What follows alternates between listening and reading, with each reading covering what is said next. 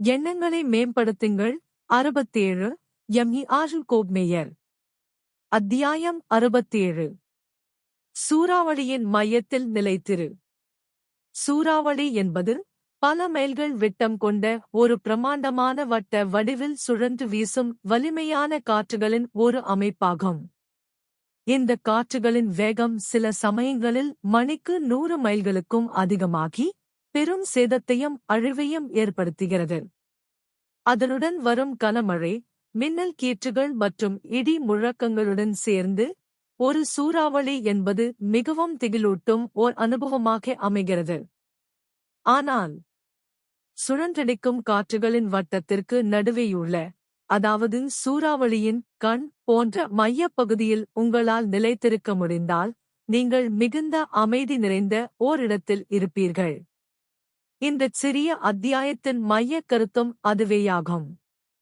அவ்வப்போது நீங்கள் தனிப்பட்ட ரீதியிலான புயல்களைச் சந்திக்க நேரிடும். இவை ஒவ்வொரு மனித வாழ்விலும் இயல்பான, மேலும் வெளிப்படையாக பார்த்தால் அவசியமான ஒரு பகுதியாகும். சில சமயங்களில் இத்தகைய தனிப்பட்ட புயல்கள் சூறாவளியின் வீச்சிற்கு இணையான தீவிரத்துடன் அமைந்திருக்கலாம். அவை உங்களை உடல் ரீதியாகவும் மனரீதியாகவும் உணர்வு ரீதியாகவும் சிதைத்து விடக்கூடும்.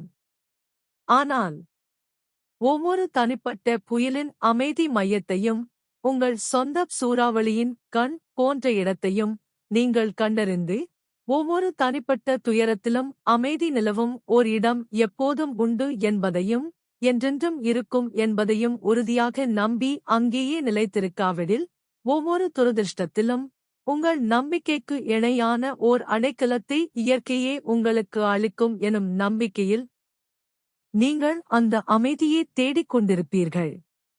ஆகவே உங்கள் வாழ்வில் வீசும் ஒவ்வொரு தனிப்பட்ட புயலின் போதும் பதற்றமடையாதீர்கள். அதன் மையத்தில் உறுதியாக நில்லுங்கள். விளிம்புகளை நோக்கி ஓடிவிடாதீர்கள், ஏனெனில் அங்குதான் அந்த பயங்கரமான காற்றுகளும் இடியும் மின்னலும் பெருமழையும் பேரழிவும் காத்திருக்கின்றன. பிரச்சினையின் கூர்முனையில் ஆபத்தும் வேதனையும் நிறைந்துள்ளன. அதன் மையத்தை நாடுங்கள். ஏனெனில் சுழலும் சக்கரத்தின் மையப்புள்ளி அசைவற்றிருப்பது போலவே மையத்தில் மட்டுமே பரிபூரணமான நிலைத்தன்மை நிலவுகிறது. ஒரு சூறாவளியின் மையத்திற்கோ அல்லது ஒரு தனிப்பட்ட சிக்கலின் மையத்திற்கோ செல்ல துணிச்சலும் நம்பிக்கையும் தேவை. ஆனால் அல்லல்படும் இவ்வுலகில் அமைதியையும் நிம்மதியையும் நாம் காண்பது துணிவு மற்றும் நம்பிக்கையின் மூலமாக மட்டுமே.